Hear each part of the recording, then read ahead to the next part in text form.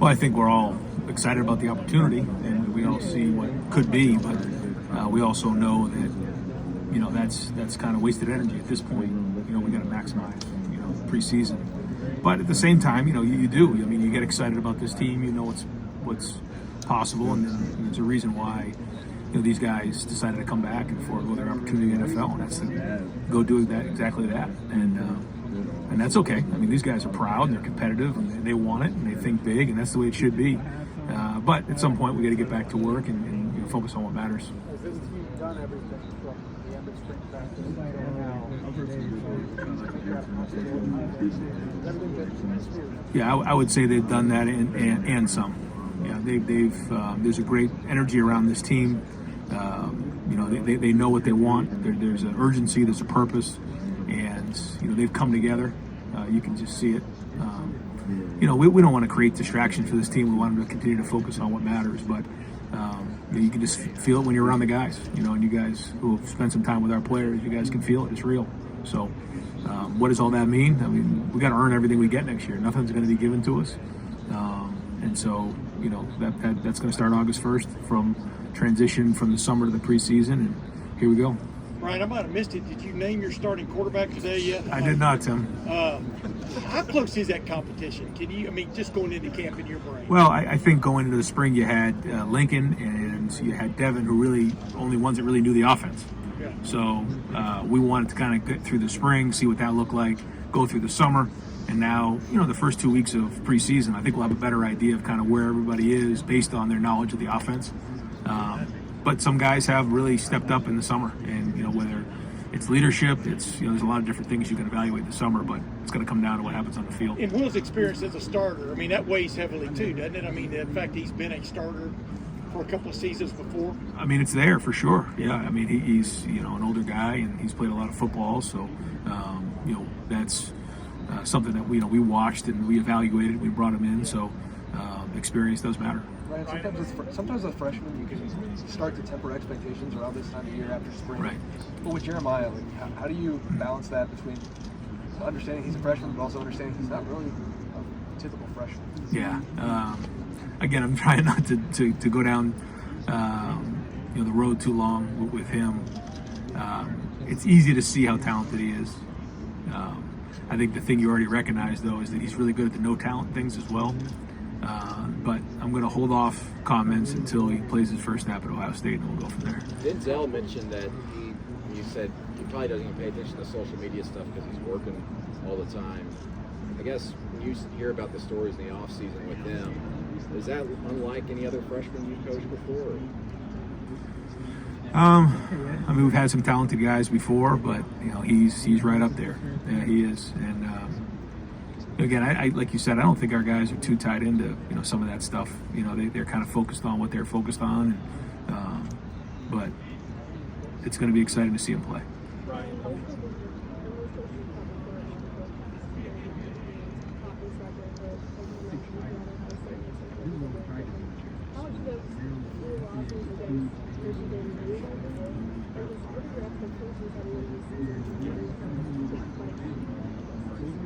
I think when you look at year in and year out, the expectations are what they are, and every year you have an opportunity at Ohio State. You have an opportunity to win every game, and that's what the expectations are, and that's because of the great players and coaches that have come before, and we certainly understand that. And after every year, you got to identify what are the things that have held you back from reaching your goals, knowing that we want perfection and we want to win the game at the end of the season, and in particular, like last year, what was it that prevented us from finishing off that last drive or getting off the field on defense, and why did we do that? And it's easy to say, well, it comes down to a play or two, but that's not really the case. We need to do is we need to leave no doubt. Don't leave it to one play. Don't leave it to one call. Don't leave it to one stop.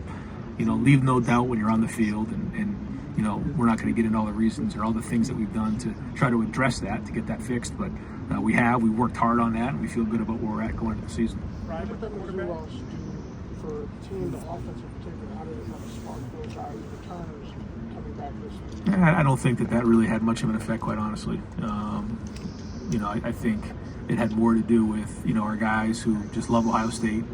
They love their brothers. they want to come back, and they want to have some hardware when they leave. The quarterbacks in the spring, you rotated 1 through 5 and kind of kept that position rolling. When camp starts next week, you have to pare that down and keep rolling.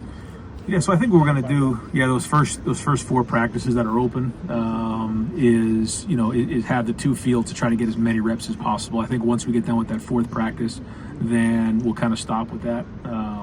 But it allows us to get almost double the amount of reps in a less amount of time. So, the more reps we can get for all 5 of those quarterbacks, we're going to do. Teamwork will probably be in a 2-spot mentality, and then after those first 4 days, we'll take that Monday off, and then we'll get back on one field and kind of go from there. At that point, we'll probably be a little bit more deliberate about how we parse out the reps. Right, you said chips him off quite a bit when he was in Oregon. I'm wondering how much he seems different from the last time you guys were together and saying how he approaches things. Yeah, because it's been, I guess, 7 years, and when you look at that offense, there was 2, 3, sometimes I think maybe 4 tight ends in the game at once. So that was very different than what he was in the NFL and then at Oregon. But even before Oregon, he had history of some 2-backs and different things. So some of the ideas that he's bringing to the table are things that we hadn't really considered here. So that's been exciting. But ultimately, it's going to come down to what are the right plays that fit our guys. There's a million plays, and we got playbooks up to here, and we got film going back a long way. We've done a lot of things on offense. He's done a lot of things on offense. People bring in different things, but what are the right things for the guys that we have? And that's going to be the key. And then what is our fastball? Like the best teams and the best offenses, like this is what we're running, and you got to stop us. And that's to me what we got to really identify in this preseason and just hammer it home. I sense a lot of excitement about sort of the marriage of what you guys have done passing since you've been here, and obviously what Chip does running the ball. As you contemplated changing or making the change in OC, did you think we have to change a little bit how we run the ball, or did it just work out that you're bringing in a guy in Chip who has a strong background? Yeah, 2 things. I think the first thing is we knew we needed a quarterback who could run. At least have the ability to run and pull the ball. That was something that we felt like we needed to do. When you combine that with Chip's history of always having a quarterback that could do that, that was the right fit and for where we're at. Now he also, has not always just run the quarterback into the ground. Like that's not what I'm talking about. I'm not talking about like quarterback power every other play, but having the threat of that. When you think about what Justin did, those type of things here. So we have a background in that as well. But I feel like Chip can bring us to the next level in terms of that, and it's exciting. I think the running backs are excited about it, the offensive line's excited about it. Justin and he have a good relationship that way. So we're going to need to do that. We know if we're going to win the games we need to win, we have to get that done. Right, to that point, you're talking about with the quarterback running. You're saying like you're not going to run QB power at the first time, obviously. But are you more talking about, just for an example, when CJ wasn't at Georgia, where That's right. to the extent that That's right. you're not necessarily going to run a bunch of designed runs for the guy, but he has to be able to do that because there's pass rushers in his face and be able to. Is that what you're talking about? Yeah, that's right. And when you have a room of 5 quarterbacks, you can be a little bit more aggressive with that than maybe with CJ when we were a lot lighter in that room. So I think all that comes into play. Coach, you mentioned that earlier that you have a tremendous amount of trust with Chip Kelly. I just would love to know how that relationship has evolved with you 2 over the years. Yeah, it goes back to growing up in our hometown and playing for him, and then also coaching for him when he was in the NFL. And then, again, our relationship has always been strong. We lived right near each other for a few years, right after COVID, and his wife and my wife are very close, and my kids know him. I almost treat him like an uncle. So, that matters when you're talking about trust. You mentioned that hardware in the spring you wanted. What are your thoughts on the new expanded playoff format? I think it's exciting for college football. I think when you get into December, it's going to be great to see, more teams alive. I think November is going to be exciting because more teams will have the opportunity to be alive. So it's going to bring a whole different element to college football. I think it's really, really exciting. I'm fired up about it.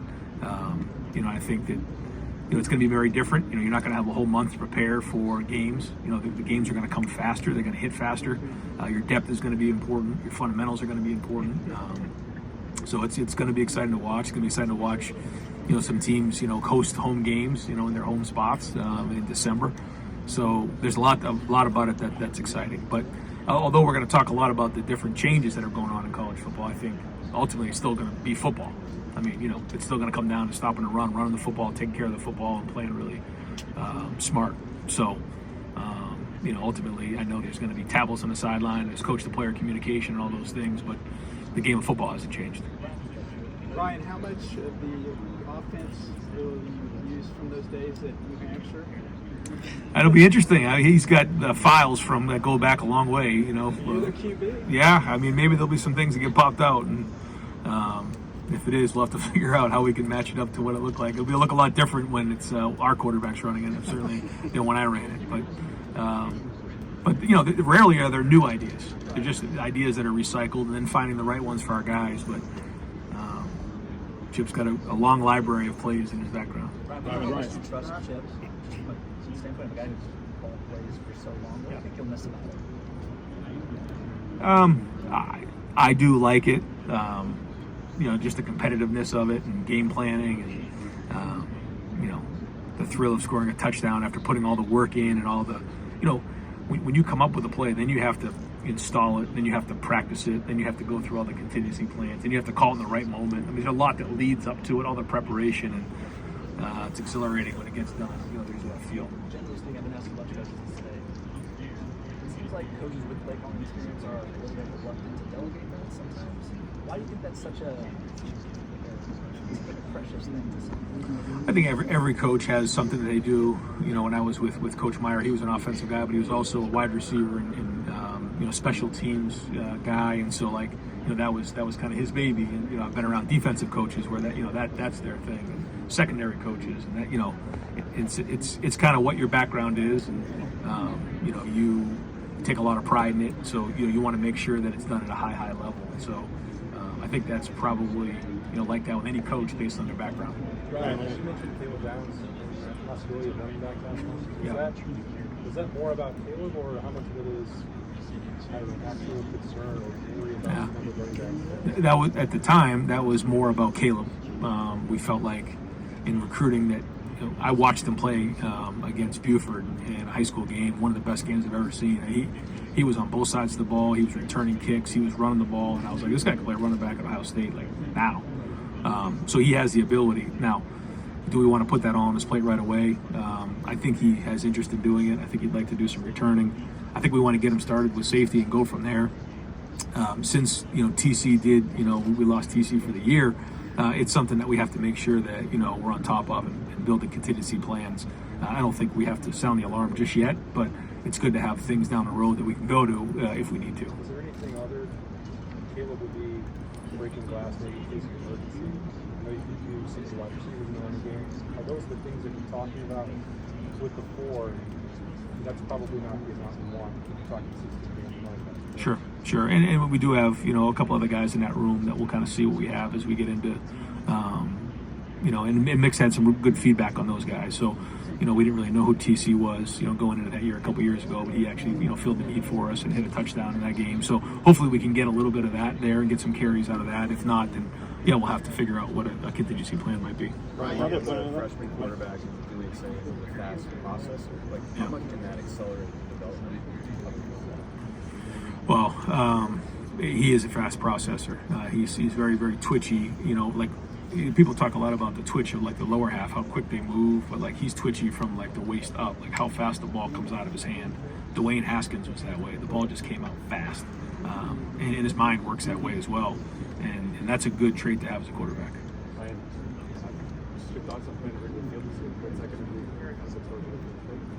I think I mentioned this before, that maybe the guys who played baseball or the guys who are from Chicago. So, Lincoln Kindholtz is a tremendous baseball player. Mecca Mbuka played baseball.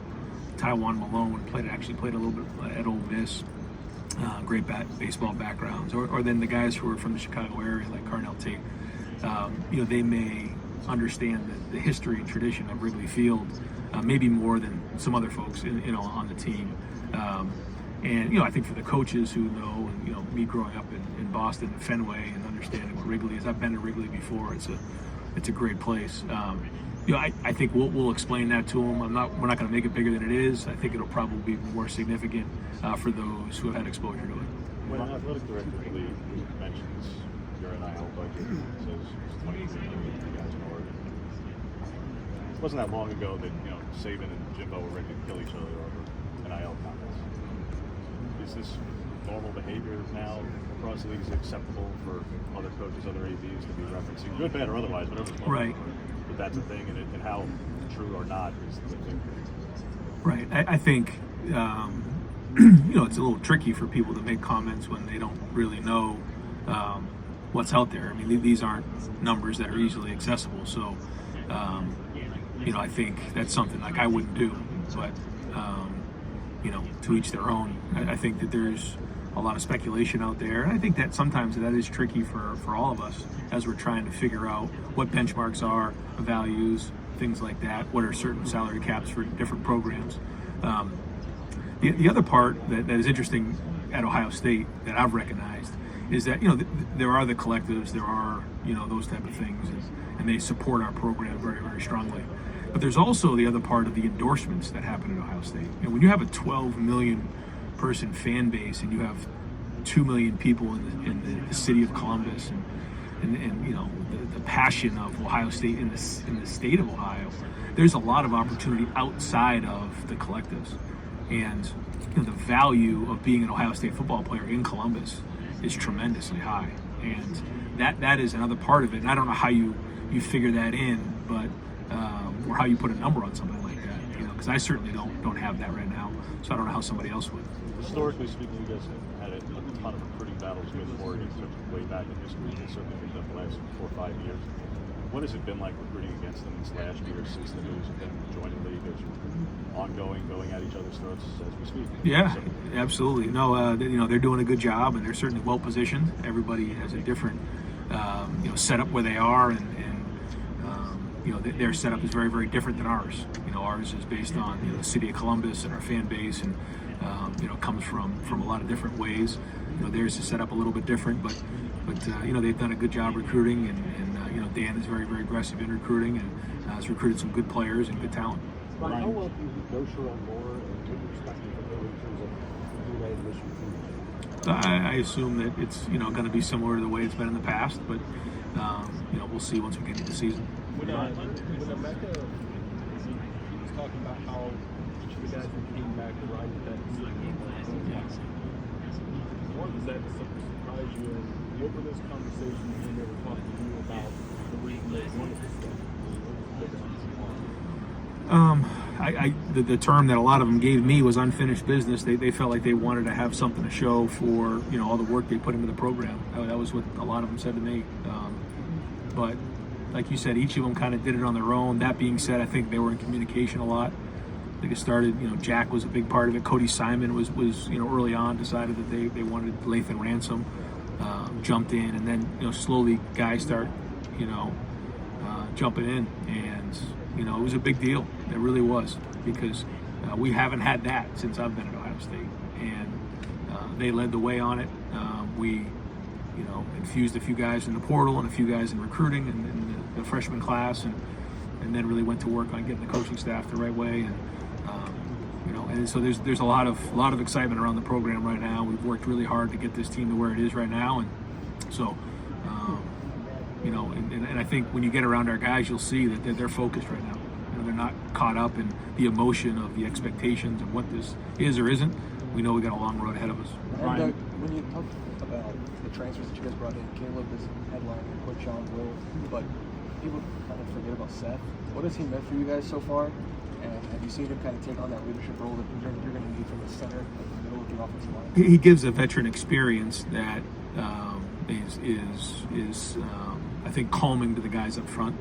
I think he's gaining his voice more and more every day. You said this before. You don't just jump in at Ohio State and start barking at people, but he is, and we're going to need him to. He's the center, so Carson's going to play some center as well. We're still going to see how that all shakes out coming out of the preseason, but when Seth's in there, he's got to have a voice in there, and so does Carson. But Carson's going to play some guard as well, and that's exciting to see. I think they both had really good off seasons. It's been fun to see and get some feedback from Seth on just how the offseason's been different here than when he was in Alabama. But no, having somebody his not only his experience but his maturity and the amount of games he's played, is great. I think it is calming for everybody on offense. What did you say? 2 years ago, you had a very veteran center, Luke. Last year, not that Carson played poorly, but do you think that you guys miss having like a veteran center in the middle there to be able to bark out those orders? And do you feel like you kind of really gained something in having set there? I think it was a tough ask at times for Carson. I thought he did a great job of going in there and battling his tail off. Probably was in there a half a season too early. Like you said, if Luke was there, then he wouldn't have been in that situation unless maybe Luke comes in and gets hurt. But I thought Carson, for where he was at in his career, to go in there and battle the way he did, he's going to have a great career at Ohio State. But that doesn't mean that it was easy for him. And when you lose a veteran guy like that, it isn't easy to replace.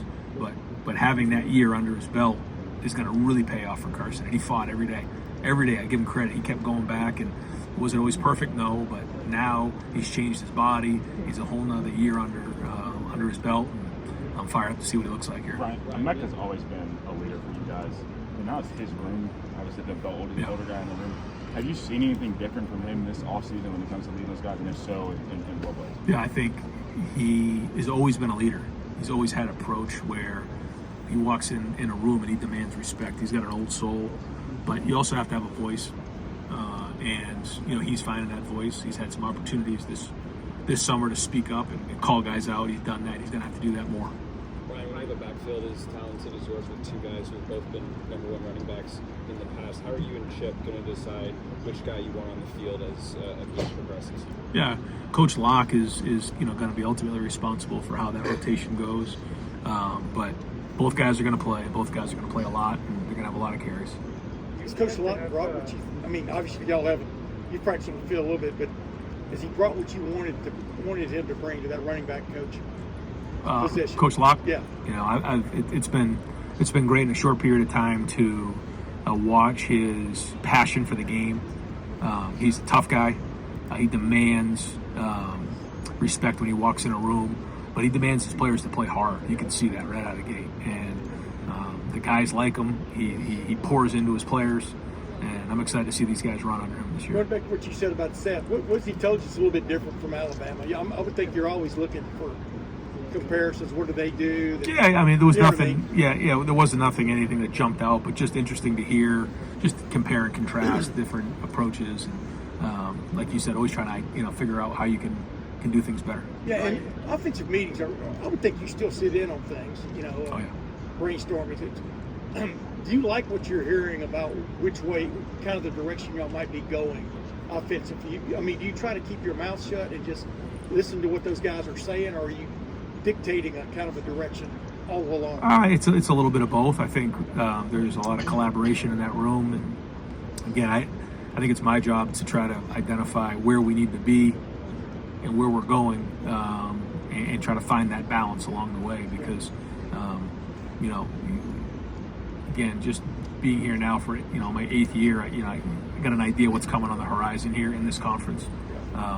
But at the same time, like, Chip has unbelievable experience of putting an offense together and identifying talent and what guys do well. So it's a collaboration, and I got all the trust in the world that he's going to do a great job. Chip runs about 80%, 90% gun and pistol.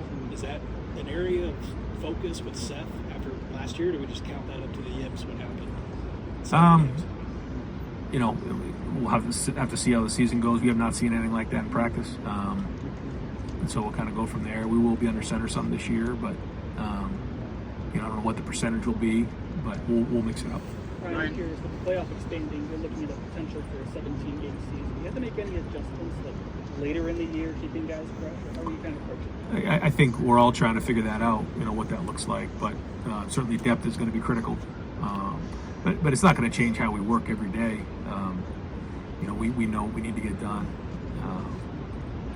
I do think with the player to coach communication, you're going to see probably more huddling. You may see less plays, possibly. Just kind of, I don't have any scientific numbers to back that up. I just see that happening more and more this season. because I feel like, huddling, is kind of a lost art. I think people are going to just find themselves getting back to that and not showing their formation, but we'll see. So that'll be part of it. But I also just, playing depth is going to be important, keeping guys fresh. We're going to have to figure out how that all looks. But we know we need to be playing our best football at the end of the season, and we have to finish strong. Hey, Ryan, the players talk a lot about.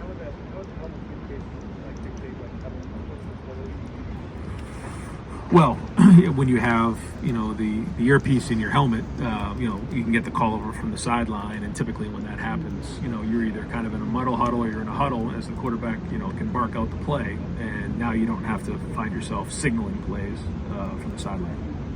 Brian, you play Iowa and Oregon back to back. Does the speed of Iowa's offense, does that affect how you prepare for Oregon, trying to replicate game speed like 7 days later? I mean, I got all the respect in the world for Iowa. I think they do a great job, and I think Kirk is one of the best coaches in college football, and that's going to be all we can do to win that game. Hey Ryan, personally, it's third year of Jim Knowles, and obviously last year the major step forward. What do you expect? Well, I think if we're looking at statistics, we're looking at the wrong thing. I think those guys on defense want to come back, be the best defense in the country, but want to win. It's one thing to say, well, we have this number of defense or this number of offense. Like that's great. We've had a top 3 defense now. We've had a top 3 offense. Like these guys want to win, and so whatever it takes to win, and it's going to start stopping the run.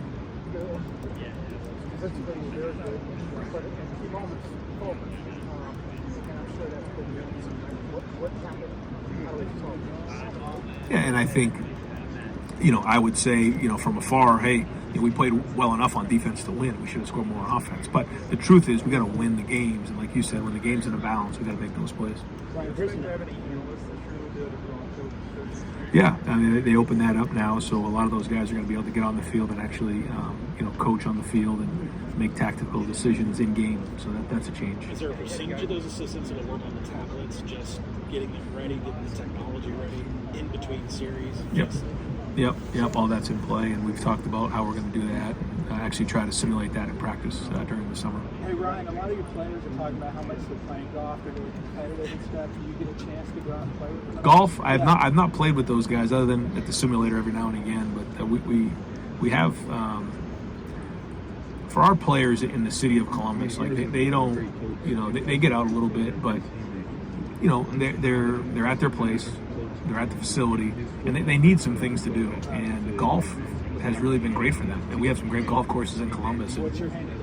Me? I'm a 12, but I've only played once all summer. So you mentioned Emeka as an old soul. He told us he's a 6 handicap. Can you verify? Yes, he is. No, and he's probably sandbagging at a 6. So I'd be careful with him at a 6. I think he said 6 points. Yeah, I was going to say, make sure you figure out what kind of 6 that is. Is that his index or what is that? I think as if for this team that they have had those experiences on the field, do you feel like that's kind of an initiative some of the older players are taking this year? Yeah, I do. I think it all comes into play on this thing, and that's what just makes this team so exciting. Getting all these guys together with their experiences and their mindsets and their competitiveness. It's a great group to be around. Ryan, this offseason from a personnel standpoint, whether it's keeping guys or adding or recruiting, do you think Ohio State will ever see anything like this again? I hope so. Yeah, I hope so. I mean, it's our job is talent acquisition and try to get the best players we possibly can and be aggressive and field the best team. And if that means high expectations, great. That means we have a great team. And so we're going to be super aggressive. I think we're doing that in the recruiting class, this incoming class, so we're going to keep doing it. And, the transfer portal, it's a great time to be at Ohio State. We have a lot to sell. The city of Columbus, the school itself, our program, our culture, the type of people that we have. So we're just going to keep putting the pedal to metal and keep rolling. That aggressiveness, did something have to trigger that? Or do you think that's now in place now? No matter how this season goes or next season goes, that's how you're going to approach it? I mean, we've always been aggressive, always recruited well. I just think that now, the landscape's changed a little bit and has opened some doors, and we're trying to make sure that we're a leader. Do you think that part of that you guys are very highly talked about in the NIL space, but I know you don't meet at that level. One thing I know about art is but it has like this cycle specifically, haven't happened in 20 some years. Because NIL, not just for you guys, but everyone, changed the way that people does it level off? You know, I think, like you said, that the number one thing is, you know, wanting to be a Buckeye, understanding the tradition, what the city can do, what our program can do, how we can develop you, playing for championships, all those things. And if the number one thing is NIL, it probably isn't the right place for you, just like you said. That being said, it's providing, you know, some of the recruits more opportunities than were in the past, and we are seeing some different trends. And I don't know if that has to do with the NIL or just the world getting smaller or whatever it might be, or the expansion of these conferences. You know, it'd be an interesting study to do, but I know that you know, it allows us an opportunity to maybe provide resources for some of these guys on our team that we weren't able to in the past. On the flip side, other schools around the country getting a little more active in Ohio. Sure. How do you find the balance? Yeah, you gotta. I think the thing that's tricky is, you know, a place like Ohio State. You know, let's just say you're recruiting wide receivers, for example. Brian's done a great job. You know, you sign 3 guys. Well, you'd like, you know, 3 5-star recruits. Well, that's not always going to be the case anymore, you know, because of the way things are. And so you have to find the right value and the right, slots for each guy. And, you know, ultimately you have to have a roster of 85 guys, and, you know, who knows, you know, what this is going to look like in the next couple of years with the scholarship numbers. But, you know, you have to make sure that you're identifying the right people, and it's not just unlimited. So you have to find value at certain positions, and sometimes, you know, there may be some guys that we're going to bring in that maybe we wouldn't have brought in certain years from different parts of the country. But there's also maybe some guys that we may not have recruited who fit a role of a developmental guy that may not see the field for 2 to 3 years because maybe his NIL value was lower than somebody else, if that makes sense. Ryan, most years you guys come over here and you guys try to start this over Yeah. You guys seem to be embracing everything a little bit more. Do you feel that, or do you feel like you guys are embracing that? Not out of your bus, but just like the whole trying to reach those goals. I think when you owe it to the guys that came back, that you know, these guys didn't come back for no reason. They came back for a reason, you know, and we owe that to them. You know, as coaches, we owe that to them. As everybody else who is part of the program that are there to support them. Like, yeah, you know, we're thinking big, and these guys are thinking big, and we know what's, you know, at stake, and we want to do everything we can to have them leave with a legacy behind and a bunch of hardware. So. We're not going to shy away from that, but that's not also the focus. The focus is, you know, getting to work here in the preseason and building this foundation. Our guys know how to work. They've had a great summer. What are your thoughts on possibly having 105 scholarships? That's the number being talked about. Like, how do you view that? Obviously, you'd be in favor of it. Yeah. Would you use that full allotment? And how would? You know, I would have to discuss it a little bit more with Ross. Ross and I have had that conversation before. I think that, you know, there has to be a discussion about, you know, right now 120 has been the number that we all feel comfortable with going into a season. And so, you know, if you have attrition, if you have injuries at 105, you know, there's got to be something in place to be able to replace, you know, and does that mean, you know, you bring in a certain amount of guys in preseason and then cut it back before the season starts? I think all those need to be determined. I don't think we're there now, but I do know that number 120 has always been a number that we've all used for years because, you know, it works. You know, guys have been higher, some guys have been lower, but ultimately that's kind of been the number we've circled around. So to go to 105, we'd have to make some adjustments. You mentioned Emeka not seeing the best of him last year. What does the best of Emeka look like? Well, healthy is really what I meant. Yeah, but like on the field, what would that be? Well, Emeka can do so many things. You know, I always said, you know, what's the, I don't know what the question is, but the answer was Emeka. You know, whether it was punt return, you know, he could catch you know, a handoff, he could throw a bubble, he could block, he could run a deep route. I mean, there's not much Emeka can't do. You think about him as an athlete too. I mean, he's a baseball player. He's, you know, a really good golfer. His dad was a tennis player. You know, he played tennis. I mean, he can do a lot of things. He can do a lot of things as a player. And when I think about Emeka, I think about someone who's strong. He's strong as a player. He's strong mentally. He's strong in his faith. And you know, he's somebody that's a warrior and somebody that we're going to count on this year in big spots. Ryan, back to Alabama transfers a couple times. I'm curious how quickly after maybe get that text to work that Nick Saban's retiring, you kind of start going into action mode that some of these guys go into the portal, we're going to go after them pretty hard. Yeah, I don't remember the time frame on it all. You know, when guys entered the portal and didn't enter the portal and all that stuff. But you know, all three of those guys, I think the timing was different. You know, Seth, I think, was a little bit earlier than all the other guys because, you know, we had a little bit of a hole there. You know, the Julian thing was really kind of late, and how that all played out. But very, very happy he's part of the program. He's got a bright future ahead of him. But very, very, you know, unique situation. That was kind of one of those things that we didn't see coming at all. But certainly glad it worked out and didn't plan for it. The Caleb one, you know, once he entered the portal, you know, we had a great relationship with he and his family, and felt like we'd be right there with a couple other schools. And, you know, worked hard. We flew down there once he was in the portal and spent some time with his family. And you know, when he decided to jump on board, that was a big deal for our program. And he's been great, and the guys have embraced him. We're excited to see him play this year. Ryan, you're talking about those workouts. The only thing I'd really say is different is just that leadership role, getting to work the leader and teaching people. No, I mean, it's the same thing. Like, what are the things that have worked, and what are the things we got to tweak to get better?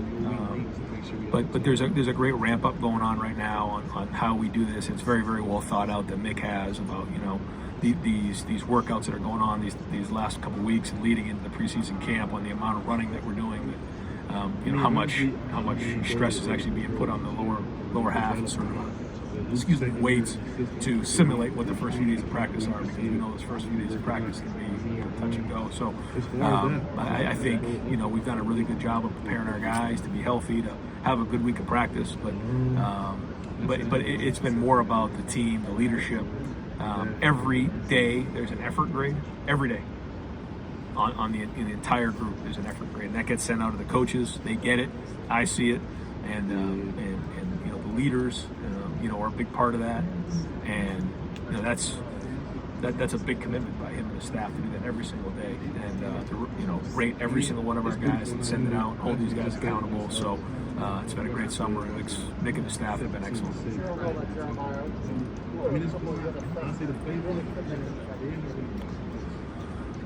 You do this and then I forget people.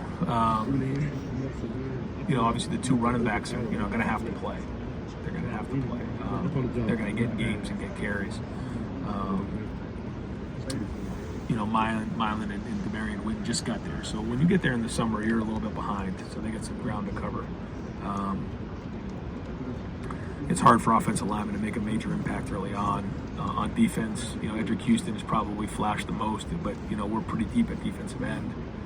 Jalen McClain has done a nice job, you know, and so he'll see some time this season for sure.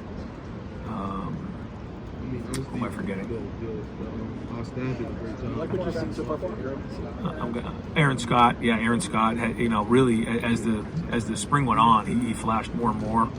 He's had a good summer. Bryce West was injured, so I haven't really seen him do a whole bunch, but we'll kind of see what we got there. You know, both the young linebackers, we'll see. Yeah, so the punter, that's going to be a battle that goes into, you know, probably the third week, you know, to see, you know, if Nick can win the job. And, you know, he's got, you know, got 3 or 4 guys in there that are going to be in the mix. He's got a big leg. He's young. So we'll kind of see. We got another guy with some experience coming in. So, but, you know, those guys are important. So we'll kind of see what that looks like. Yeah.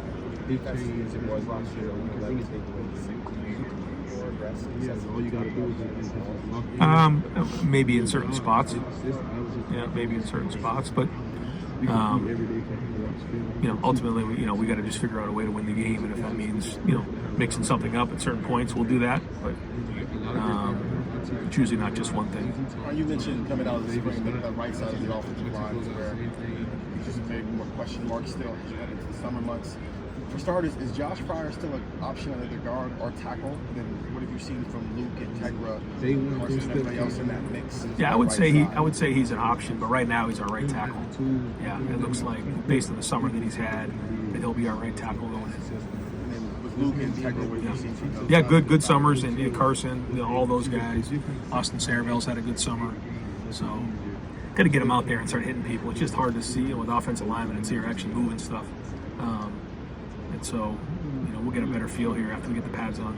Ryan, since the decision making is going to primarily be up to individual schools, what is just your view on how revenue sharing benefits Ohio State might enhance, what you guys are already doing to benefit talent? Have there been conversations about how football programs get back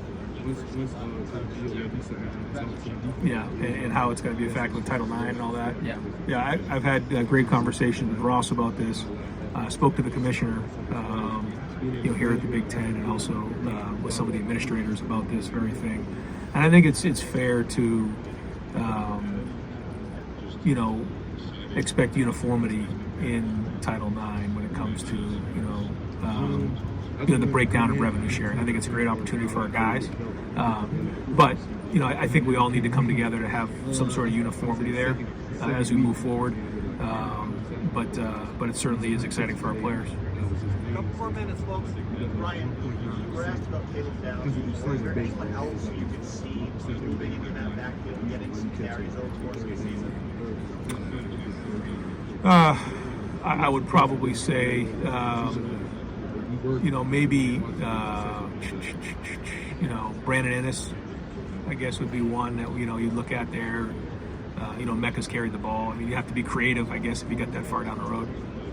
Right. You obviously know what you have with Cody, but when it comes to Sonny and CJ, is this the most athletic? Yeah, since I've been there, yes. Yeah. What do you see from these guys, in particular CJ? Seems to flash every spring. The season just doesn't get on the field. What do we see from him that makes you think he's ready? Well, we're going to have to see consistency, but we saw more flashes of him showing up with the ball in the spring. But like you said, it's got to be consistent, because as a linebacker, you can have 2 or 3 bad plays and that can ruin your whole afternoon. So there's a level of discipline that has to be there. But every year you grow up more and more, you get more and more of those reps, you see things, it slows down for you. I think it's slowing down for CJ. Were you some of the guys who were out for Yeah. I mean, the only one right now would be TC would be the only one that won't be out there. Yes. Brandon's football as well? Yes.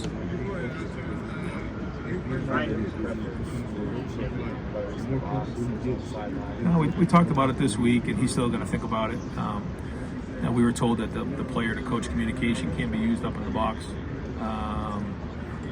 Now that we have, more flexibility with our coaches being on the headset now with the new rule, that's going to maybe play into it. So he has not decided yet. I'm comfortable with either way, whatever he thinks is best. I do think that maybe, having the tablet up in the box is going to be a little bit of a cleaner environment for him to be able to identify what happened in the last series. But we have some good coaches, so we'll allow him to kind of make that decision as we get closer. 2 more questions, folks. Ryan, do you still think collectives are going to be important? I told him once he first got here. Yeah, I do. I still think they're going to be a part of this until there's just more overall structure in terms of a cap and all those things. And I just, until something happens that leads us to think that they aren't going to be a part of this, I see it continuing the way it is right now. What have internal conversations been like with who's going to kind of take the lead in that cap when it starts? Yeah, I mean, that I don't know. And I don't quite understand how they're going to keep an eye on that and really regulate that. I think this is kind of going off on a tangent, but I think the only way to do that is to, hire some sort of third party to enforce that, because, we have enough, challenges enforcing certain things. And so the only way to do that would be to, do it through a third party. And until that conversation comes up, I just don't see how it happens. Remember we were talking a couple of years ago here about transfer portal, NIL coming together, perfect storm, etc. As you look back on it now, are you stunned by how quickly things have shifted? How would you describe it? I was actually thinking that, I think it was only a couple of years ago when I said, I think maybe in 2 years we'll wake up and not recognize college football. I think I said that right here. Yeah. I was thinking about that earlier. So I don't think we're that far off.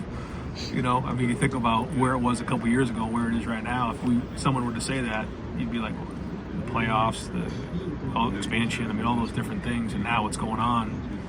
You know, with some of the caps that are going on and what some of these guys are making. You know, it's just very different. Is it for the better? I mean, what is your take on it? So, I think I've shared this maybe with a couple folks, but you know, I did some research about Ohio Stadium 100 years ago, now 101 years ago, and you know, Chick Harley was, you know, the hot, you know, running back that everyone was coming to see. I think it was on Woodruff and Lane. It was, you know, wood bleachers, and you know, there was no room for everybody to sit. So the idea was that they're going to build Ohio Stadium and have over 60,000 seats in the stadium, and everybody thought the outrage of college football. Like, what does this become? It's out of control, and, you know. And so this, you know, they didn't raise money from the city. They didn't raise money from the state. They didn't raise money from the university. They raised it from the community, and the community raised the money to build Ohio Stadium, and it brought people together. I think some people believe that the horseshoe was built like a magnet to draw people to the campus, and it did, and it does on Saturdays. And 100 years later, I feel like we're somewhat in the same situation, different. People trying to figure out where college football is going, but the community surrounded the program to get it to where it needs to be. And you know, we'll be in there 8 weekends and Saturday coming together again to try to cheer on the Buckeyes, but you know, trying not to get too far out in front of it with the outrage and, you know, what is it bad for football or not? You know, I think that the opportunity these guys are getting and the marketability of our guys in Columbus, as you guys have seen, is tremendous, and it's real. So that's been exciting to see. Not having the structure that we'd all like to see is frustrating at times, but we'll just keep managing it, keep trying to be aggressive, keep putting our best team we can out there, and then go back to coaching football. Last question, Heather Dennis. Hey, Brian, I was wondering if your perception of conference championship games has changed in the 12-team playoff, because it's a gamble. If you lose the game, that's where you have to play 17 games to win the national title. Do you look at it any differently? You know, talking to Tony, you know, he's brought this up before and what that means, and you know, should there be some conversation about what that means on that weekend? And I won't get into all the conversation that's been had, but I think it's a great question and a great point.